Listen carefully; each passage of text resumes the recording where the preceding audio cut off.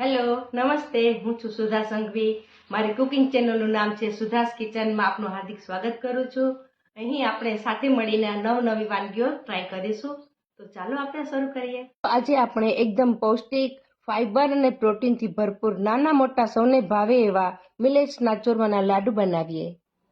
સવા વાટકી બાજરાના લોટ, અંદાજે વજનમાં 150 ગ્રામ, 4 થી 5 મોટી ચમચી રવો અને 4 થી 5 મોટી ચમચી જુવારનો લોટ અને પ્રમાણસર ઘી, કાજુ, બદામ અને અખરોટના ટુકડા 1 કચોળું અને 3 થી 4 ચમચી ટોપરાનું ખમણ, 2 મોટી ચમચી ગુંદકણી, 2 ચમચી કિસમિસ અને 2 ચમચી છે તરબૂચના બી મગજતરી,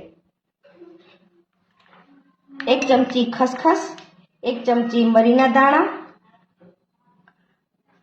એલચી અને જાયફળનો 1 ચમચી પાવડર અને સૂંઠની 2 ચમચી પાવડર અને લોટને બાંધવા માટે દૂધ ગરમ, 1 વાટકી ગોળ.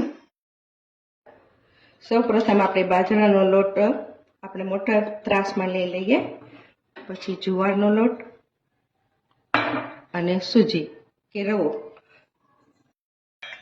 ગરમ ઘી અથવા તો તેલ ગમે તે તમે વસ્તુ લઈ અને એમાં લોટમાં મિશ્રણ મુઠ્ઠી પડતું લોટ નાખવાનું રહેશે. આવો મુઠ્ઠી પડતો થઈ જાય તો લાડુ એકદમ ફરસો થશે. એકદમ મુઠ્ઠી પડતું મોણ થઈ જાય એટલે અંદર દૂધથી લોટ બાંધવાનો, જરૂર મુજબ લેવાનો. લોટને એકદમ જ બાઇન્ડિંગ નથી આપવાનું, લોટને થોડો ઘણો કરી અને આ રીતે મુઠિયા વાળી રાખવાના છે. જેમ આપણે ઘઉંના લોટનો લાડુ બનાવીએ છીએ અને મુઠિયા તળીએ છીએ એ જ રીતે આપણે કરવાનું છે. પણ મુઠિયામાં થોડા મોટા હોય તો કરી શકાય છે ઘઉંના લોટમાં, પણ બાજરાના લોટમાં બહુ મોટા નહીં કરવાના. આ બધા મુઠિયા વળાઈ ગયા છે. હવે આપણે ગેસ ચાલુ કરી અને તેલને થવા દઈએ થોડી વાર. એટલે હવે આપણે એમાં મુઠિયા નાખી દઈએ. પહેલા થોડી વાર થવા દેવા પડશે, પછી જ આપણે એને ફેરવશું, કારણ કે બાજરો છે એટલે એ થોડોક હલાવવાથી તૂટી જવાને ડર લાગે.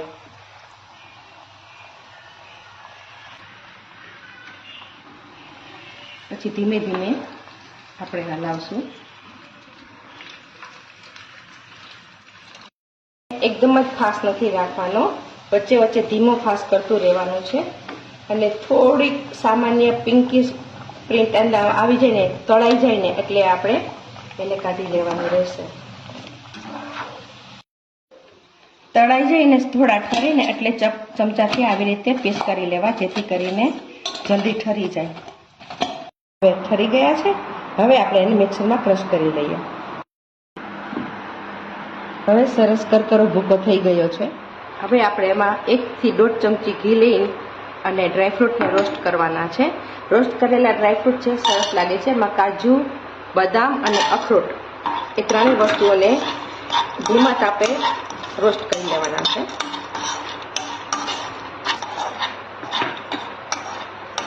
હવે આ અડધાથી પોણા ભાગના રોસ્ટ થઈ ગયા છે, એટલે એની અંદર આપણે તરબૂચના બીજ નાખી દઈએ, કારણ કે એને પહેલાં નાખશું તો થોડા દાગી જશે એટલા માટે. પછી તરત જ આપણે અંદર ટોપરાનું ખમણ નાખી દઈશું.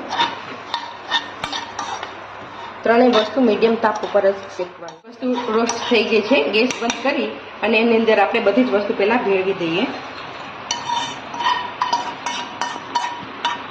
આ કિસમિસ અંદર નાખી દઈએ.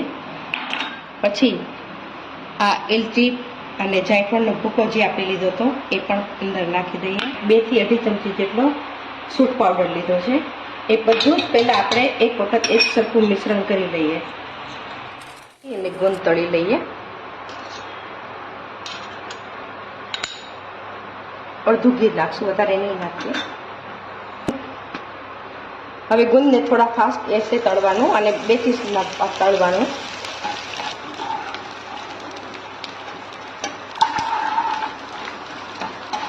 ગરમ કરી લીધું છે અને ગોળ અંદર એડ કરી દઈએ ફ્રાય કરવા માટે.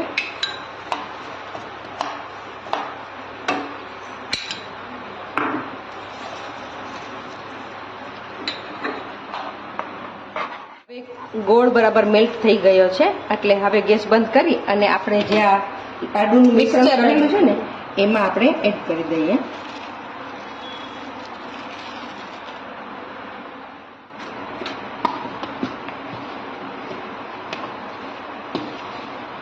આ સમયે જો તમે હલાવતા હો ત્યારે તમને ઘી ઓછું લાગે તો આ સ્ટેજ પર નાખી શકાય છે. આપણે ચાસણી જે બનાવી હતી એ બધું મિક્સ થઈ ગઈ છે ને, હવે આપણે એના લાડુ વાળી લઈએ. મેં મોલ્ડ લીધો છે લાડુ વાળવા માટે. હવે આપણા લાડુ વાળીને તૈયાર છે અને આપણે ખસખસ લગાવી દઈએ. હવે આ લાડુ જમવા માટે તૈયાર છે. સ્વાદિષ્ટ, પૌષ્ટિક અને ગ્લુટેન ફ્રી લાડુ.